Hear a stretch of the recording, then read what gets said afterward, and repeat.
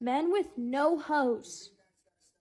Where are you? It starts off with e4, e5, and instead of the boring knight f3, we play knight c3. The most common response is knight f6, and this is where we enter the Vienna Gambit with f4.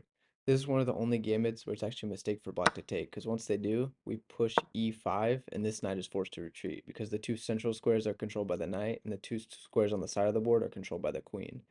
Once the knight goes back, it's important to remember the move knight f3, stopping queen h4 check, and this position is crushing for white. But what if instead black pins our pawn with queen e7?